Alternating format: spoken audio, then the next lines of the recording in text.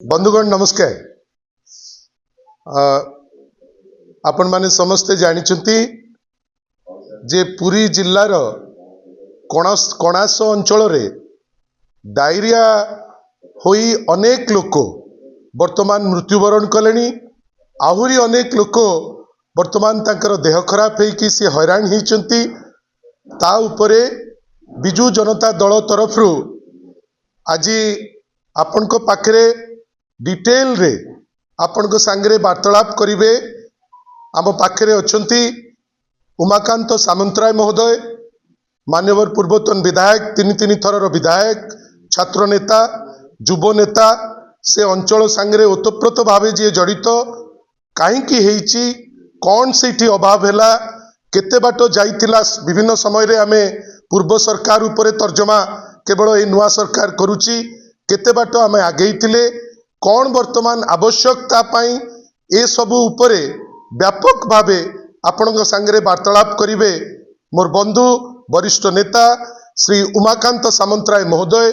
आपण माने समस्ते स्वल्प समय रे ए प्रेस कॉन्फ्रेंस को आसी पहुंची दल तरफ व्यक्तिगत भावे आमे आपण समस्त को अभिनंदन जनाऊचु एवं अनुरोध करुचु श्री उमाकांत सामंतराय को से आपण सांगरे वार्तालाप टी आरंभ करिवे प्लीज। धन्यवाद बंधु नलिन महांती। समस्त मोर नमस्कार। मु कहवा चाहे गणाक्ष ब्लॉक अनेक नदी जोटा कि दया लुणा मकरा ये सीधा सड़क जा चिलिका सहित संलग्न है। विशेषकर मु कहबी मान्यवर पूर्वतन मुख्यमंत्री तथा विरोधी दल नेता नवीन पट्टनायक सेतेबेले जी चीफ सेक्रेटरी थिले तीन जन चीफ सेक्रेटरी मध्य सेतेबेले से निर्देश देइथिले एथि भुवनेश्वर जो स्वराज लिंक अच्छी गंगुआ ता सीधा सड़क गंगुआ को जाई गंगुआर पानी दया नदी सहित संलग्न है जहाँ फल दया नदीर पानी प्रदूषण हो। विशेषकर मु कहबी सेतेबेले मान्यवर पूर्वतन मुख्यमंत्री भुवनेश्वर उपकंठरे 900 कोटी टंकार एक मेगा ट्रिटमेंट प्लांट से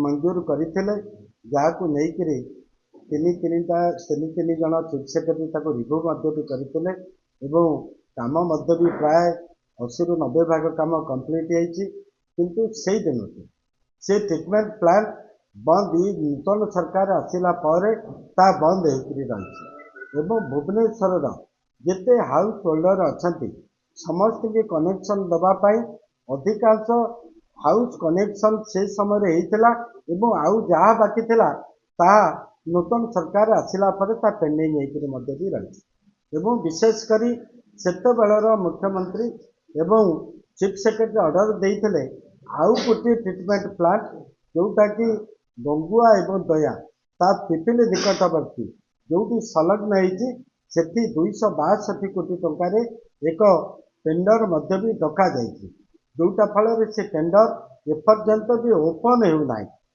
जहाँकि काम हो पारना जहाँ फल दया नदीर पानी निश्चित रूपे प्रदूषण अच्छी लोक माने जेहेतु दया नदी उपर निर्भर करुछंती लुणा एवं मकरा उपर भी निर्भर करुछंती तेणु आज जो हईजा प्राय 10 दिन तलू ये हईजा आरंभ हो।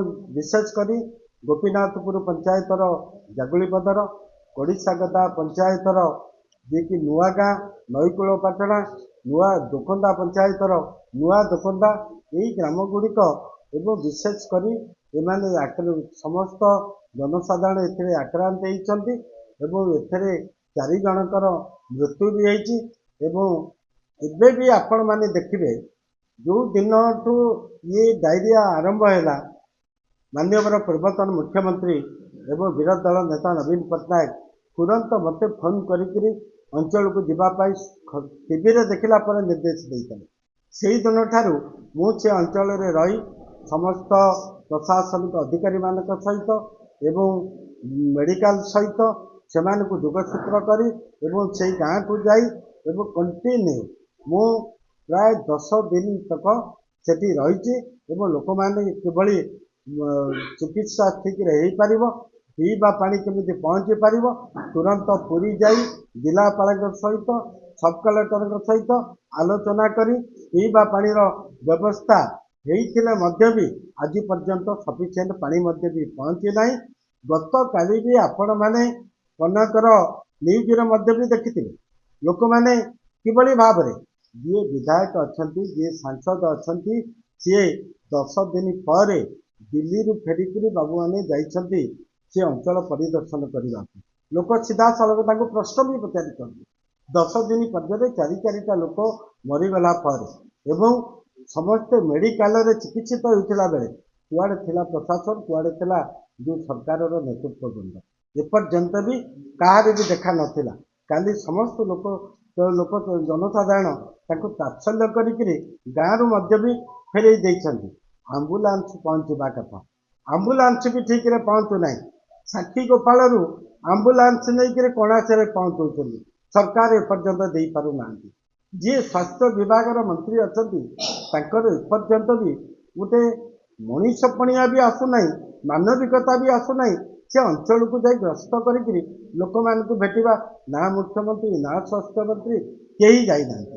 ଏବଂ ଗତକାଲି କେବଳ ସାଂସଦ ଏବଂ ବିଧାୟକ 2 ଜଣ ଯାକି 10 ଦିନ ପରେ ଲୋକ ମରିସାରିଲା ପରେ ଏବଂ ସମସ୍ତ ଲୋକ ଚିକିତ୍ସିତ ହେଉଥିଲା ବେଳେ ନା ମେଡିକାଲ ନା ଏଠି କେହି ମଧ୍ୟ ବି ପହଞ୍ଚି ନାହାନ୍ତି। ମେଡିକାଲରେ ଆପଣ ଦେଖିବେ, ମୁଁ କହିବି ଗଣମାଧ୍ୟମରେ ମଧ୍ୟ କଣ୍ଟିନ୍ୟୁ ବାହାରିଛି, ଗୋଟିଏ ପରେ ଗୋଟିଏ ପିଏସସିରେ ଚାବି ପଡ଼ିକି ପଡ଼ନ୍ତି। ଗୋଟେ ହରଚଣ୍ଡୀ ପ୍ରସାଦ ପିଏସସି ଆଜି ପର୍ଯ୍ୟନ୍ତ ଚାବି ପଡ଼ିକି ରହିଛି, ଡାକ୍ତର ନାହାନ୍ତି। ଏବଂ ଗୋଟେ ଜାଗୁଳିପଦର ପିଏସସି ଯେଉଁଠି ଏଏନଏମ୍ ସେଣ୍ଟର, ସେଠି ନା ଗୋଟେ ଷ୍ଟାଫ ନା ଡାକ୍ତର କେହି ନାହାନ୍ତି, ଚାବି ପଡ଼ିଛି। ଯେଉଁ ଦିନଠୁ ଏ ସରକାର ଆସିଛି ସେଇ ଦିନଠୁ ଡାକ୍ତରୀ ମଧ୍ୟ ନାହାନ୍ତି କି କେହି ଷ୍ଟାଫ ମଧ୍ୟ ବି ମେଡିକାଲ ଷ୍ଟାଫ ମଧ୍ୟ ବି କେହି ସେଠି ନାହାନ୍ତି। ସେମାନେ ସମସ୍ତେ ଉଦ୍ବେଗ ପ୍ରକାଶ କରିଛନ୍ତି।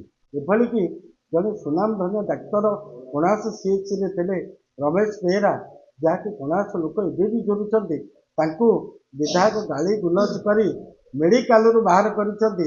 ସେ ଭଲୁଣ୍ଟାରୀ ରିଟାୟାରମେଣ୍ଟ ମଧ୍ୟ ବି ଦେଇଥିଲେ।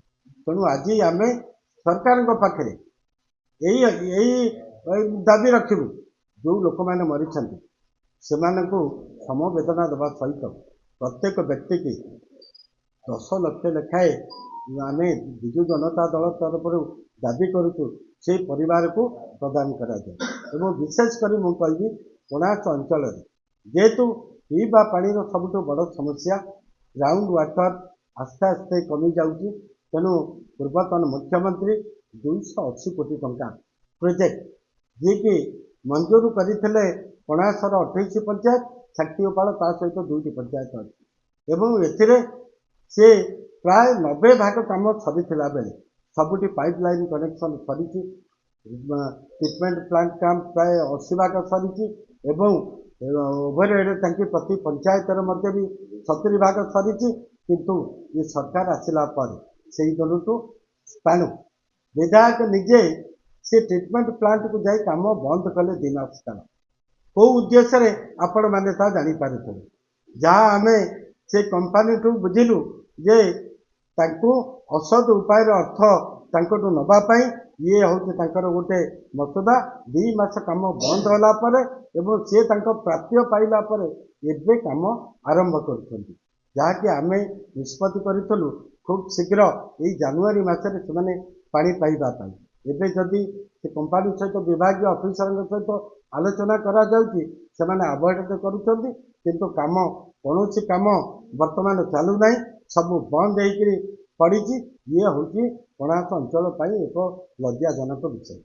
ତେଣୁ ନିଶ୍ଚିତ ରୂପେ ଆମେ ଧନ୍ୟବାଦ ଦେବୁ ପୂର୍ବତନ ମୁଖ୍ୟମନ୍ତ୍ରୀଙ୍କୁ, ଯିଏ କୋଣାର୍କର ଏ ସତ୍ୟବାଦୀର 24ଟି ପଞ୍ଚାୟତ ସେ L&T କମ୍ପାନୀ ଜରିଆରେ ଭାର୍ଗବୀ ନଦୀରୁ ପାଣି ଦିଆ ସରିଛି, ସମସ୍ତ ଲୋକ ପାଣି ପାଇପାରୁଛନ୍ତି। କୋଣାର୍କ ଅଞ୍ଚଳରେ ଯେଉଁ ଅଞ୍ଚଳ ନିର୍ଭର କରୁଛି ଦୟାନଦୀ ଉପରେ, ସେମାନେ ଏଥିରେ ମୁଖ୍ୟତଃ ଭାବରେ ପିଇବା ପାଣିରୁ ବଞ୍ଚିତ ହୋଇଛନ୍ତି ଏବଂ ଆମେ ଆଶା କରୁଛୁ ଏବଂ ଦାବି କରୁଛୁ ସରକାରଙ୍କ ପାଖରେ ତୁରନ୍ତ ଏହାର ବ୍ୟବସ୍ଥା କରନ୍ତୁ, ନଚେତ୍ ନାହିଁ ଏ କୋଣାର୍କ ବ୍ଲକରେ ଏକ ଗଣ ଆନ୍ଦୋଳନର ନିଶ୍ଚିତ ରୂପେ ରୂପରେଖ ନେବ। ଧନ୍ୟବାଦ। ବନ୍ଧୁଗଣ, ଆପଣମାନେ ଜାଣିଛନ୍ତି ଯେ ଗଭର୍ଣ୍ଣମେଣ୍ଟ ଗୋଟେ ଆସେ ଯାଏ, କିନ୍ତୁ ଗଭର୍ଣ୍ଣାନ୍ସ ହେଉଛି ଗୋଟେ କଣ୍ଟିନ୍ୟୁଅସ୍ ପ୍ରୋସେସ୍। ଆପଣ ଆସିବା ଦିନଠାରୁ ଆଜିକୁ 7 ମାସ ହେଇଗଲା। 7 ମାସ କେବଳ ରଙ୍ଗ ବଦଳଉଛନ୍ତି, ପ୍ରତ୍ୟେକ ଜିନିଷରେ ଛିଦ୍ର ଖୋଜିବା ପାଇଁ ଚେଷ୍ଟା କରୁଛନ୍ତି, କିନ୍ତୁ ଯଥା ପୂର୍ବଂ ତଥା ପରଂ। ଆମେ ଆଶ୍ଚର୍ଯ୍ୟ, ମଣ୍ଡି ପଙ୍କାରେ ଆପଣ ପହଞ୍ଚେଇ ପାରିଲେନି ରାସନ, ଲୋକେ ସେଠି ମରିଲେ। କଣାସରେ ଆପଣଙ୍କର ଦାୟିତ୍ୱରେ ଯୋଉଟା ପହଞ୍ଚିବା କଥା ସେଟା ହେଇପାରିଲା ନାହିଁ। ଲୋକଙ୍କ ଠାରୁ କାହିଁକି ଦୂରଉଛନ୍ତି ଏ ନୂତନ ସରକାର ଆମେ ଜାଣିପାରୁନାହୁଁ। କିନ୍ତୁ ଯାହା ଆଜି କଣାସରେ ହେଇଛି ତାହା ଯେ କାଲି ରାଜ୍ୟର ରାଜଧାନୀରେ ନ ହେବ ସେ ବିଷୟରେ ଆମେ ଥରେ ଚିନ୍ତା କରିବା ଦରକାର। ଗଣ ଆନ୍ଦୋଳନ ତ ନିଶ୍ଚିତ ଭାବେ ଶେଷ ନିଷ୍ପତ୍ତି, ଆମେ ତ ସେ ଦିଗରେ ଯିବାକୁ ବାଧ୍ୟ ହବୁ, କିନ୍ତୁ ଏତିକି ଖାଲି ମନେ ରଖିଥାନ୍ତୁ, ୟା ମୁଣ୍ଡରେ ଦୋଷ ତା ମୁଣ୍ଡରେ ଦୋଷ, ଏ ଦୋଷ ନିଆଦିଆ କଲା ଭିତରେ ଲୋକଙ୍କର କ୍ଷତି ନ ହଉ। ଗୋଟେ ବିଚିତ୍ର ଶାସନ ଚାଲିଛି ଯୋଉଠି ପ୍ରଭୁ ସୁରକ୍ଷିତ ନୁହନ୍ତି, ଗୋଟେ ବିଚିତ୍ର ଶାସନ ଚାଲିଛି ଯୋଉଠି ସାଧାରଣ ଲୋକ ସୁରକ୍ଷିତ ନୁହନ୍ତି। ତାହେଲେ ସରକାର କାହିଁକି? ତାହେଲେ ହେଲ୍ଥ ମିନିଷ୍ଟ୍ରି କାହିଁକି?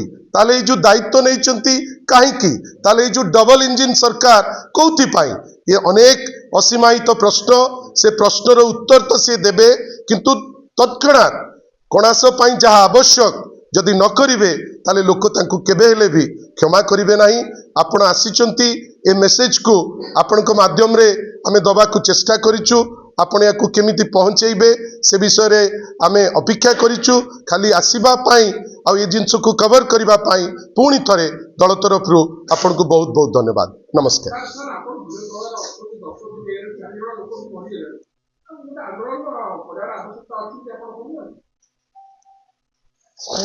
ଏଥିପାଇଁ ଆମେ ଯେତିକି କାର୍ଯ୍ୟକ୍ରମ କରିବା କଥା, ମେଡ଼ିକାଲ ଯାଇଛୁ, ଡକ୍ଟରଙ୍କ ସହିତ ହେଇଛୁ, ଜିଲ୍ଲା ପ୍ରଶାସନକୁ ଆଲୋଚନା ବି କରିଛୁ ଏବଂ ସେଠି ଆମେ ଚେତାବନୀ ଦେଇଥିଲୁ ଯଦି ଖୁବ୍ ଶୀଘ୍ର ଏହାର ବ୍ୟବସ୍ଥା ନ କରାଯିବ ତାହେଲେ ଆନ୍ଦୋଳନ ନିଶ୍ଚିତ ରୂପେ ଭବିଷ୍ୟତରେ କରାଯିବ।